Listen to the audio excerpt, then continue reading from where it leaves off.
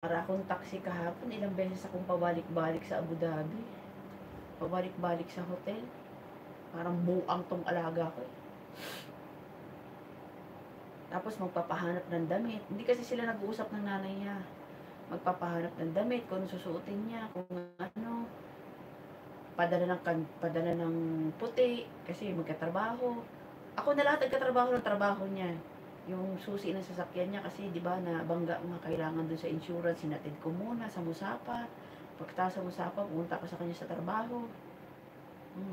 Tapos kahapon, nung umuwi ako, sabi sa akin, bakit umuwi ka? Sabi ko, tanga ka pala eh, wala ka naman sinabi na hintayin kita. Sabi niya, bakit ako nagpadala ng kandura? Bumali ko sa'yo. Hindi ka man lang nagsabi na, huwag kang umuwi, hintayin mo, ihatid mo sa trabaho. Sabi mo naman sa akin, ano siya, inti mo kumapish tagal. Sabi ko, gago. Yung utak ko daw kasi hindi daw umaandar, kaya daw hindi daw gumana kahapon. Sira ulo. Tapos nagpasundo siya. Sabi, halika rito, sunduin mo ako. Una, imagine mo yan ha. Nung alas 10 ng umaga, mga 9:30 pa ng umaga, tumawag siya.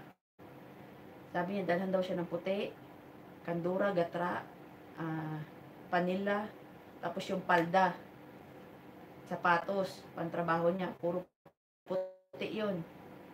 Tapos yung nanay niya, alas 10 ng umaga, nagpahatid dun sa kaibigan. Kasi magdadasal. Parang meron silang prayer, Hinatid ko muna yung nanay alas 10. Pumunta ako sa Musapa. Pagtaas ng Musapa, pumunta ako sa kanya sa hotel. Hinatid ko yung damit na puti. Umuwi ako. Tumawag. Sabi niya, pumunta ka dito, sunduin mo ako. Pumunta na naman ako ng Abu Dhabi, sinundo ko siya. Pagkasundo ko sa kanya doon, pumunta kami ng restaurant. Imagine mo yan, Inday. Pumunta kami ng restaurant, binalik ulit siya ng hotel. Pagbalik ko ng hotel, pinauwi niya ako ulit. Ha? Maya-maya, tumawag na naman ng animal.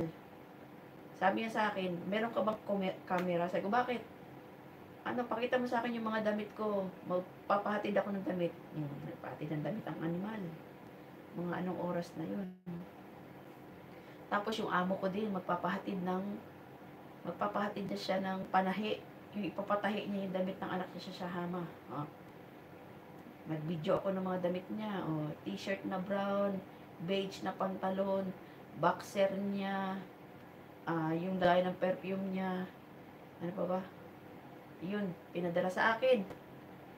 Ilang beses ako babalik kahapon. Imagine mo yung Inday. Tapos, pumunta na ako sa kanya. Sabi ko, nainis na ba ako? Eto pa. Hindi lang yung damit niya. Sabi niya sa akin, pumunta ka dun sa bahay ng jowa ko. Meron din damit na ipapadala. Piste. Sabi ko doon kay Abud, bigyan mo ko ng pagkain. Ako'y pagod na, sasakalin na kita. Di na ako natutuwa. Pagod na ako ha. Ginawa mo na akong taxing animal ka.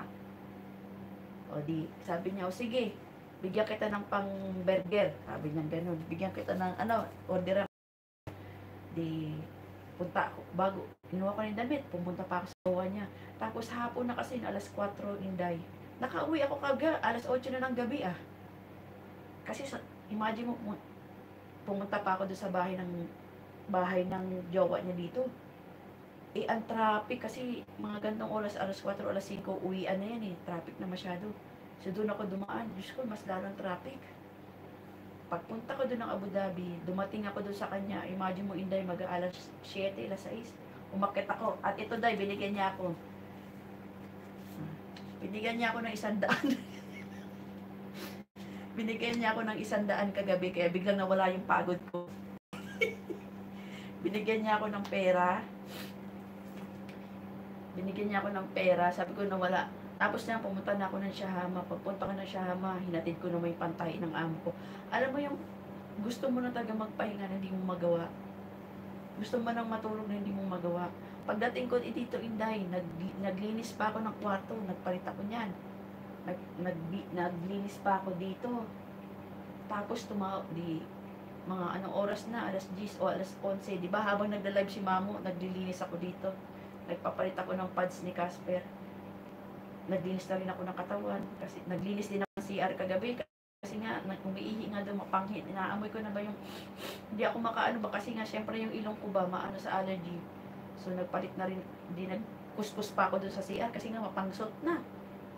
Pagkatapos nun, tumawag yung amo ko ng alas 11. Malambot. Ganda